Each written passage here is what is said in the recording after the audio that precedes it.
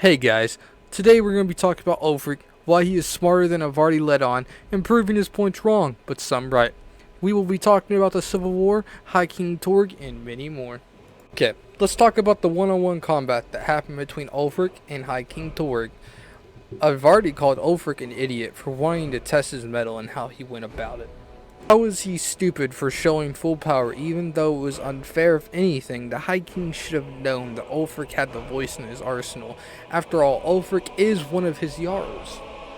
Ulfric went after the Yarrow in a specific way to force him to fight to prove he is weak compared to him. How do you think the Dragonborn dynasty lasted so long? Because no one that wasn't a monk could really test their might. You had the Greybeards, but if it wasn't involved in anything that was stepping out of their mountain, they were not up for the task. Avarti also called Ulfric an idiot for wanting to fight for his people, and the split it caused between the Jarls for his actions on Torg.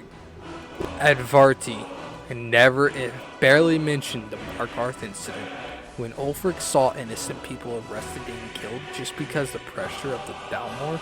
The Empire might have been a victim, but even a victim can do bad things. Archearth Incident was a blind portrayal of the people from the Empire, saying that they can worship Talos if they help them retake the Reach from the Reachmen. Now the Reachmen are natives to that area, and the Reachmen would later become the Forsworn. Not only did they lock up their leader of the Forsworn Madanak, which was not in the contract, they also completely pushed them back. One of the things Avarti mentioned was what they would do against the Thalmor, even though they actually do have an attack plan.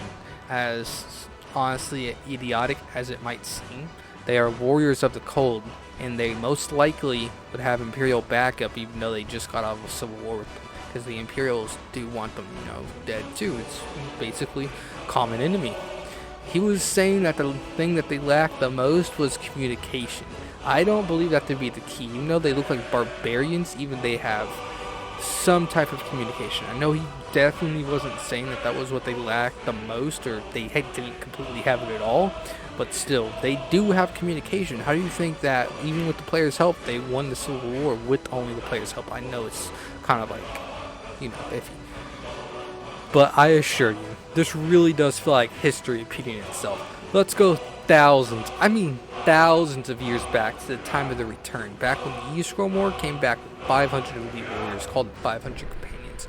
Not only did they sack the shit out of the magical snow Thalmor elves, they also completely almost wiped them out if it wasn't for the Dwemer that saved them. 500 warriors from Atmor, by the way, that's set up in Skyrim. Descendants of Ysgrim. If you ask me, I do believe this is going to happen again.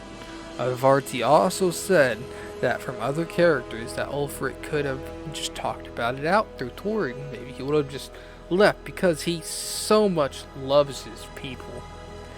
I do believe he did love his people, but I feel like the fear of the White Gold Concordat Treaty kind of made them a little bit mad, in my opinion.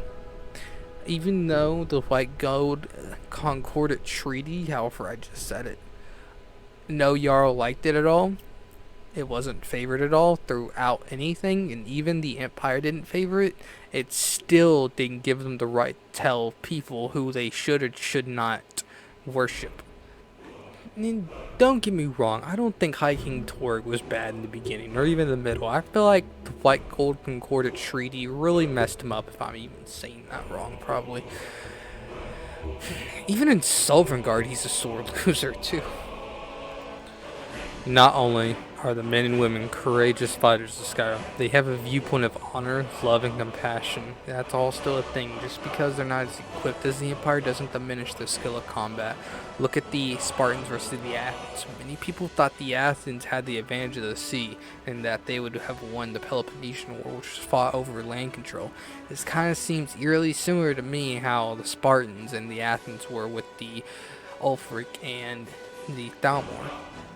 Leave a like, comment, and subscribe for more. Thanks for watching, guys. This is Bethesda Nerds, and I'll see you next video.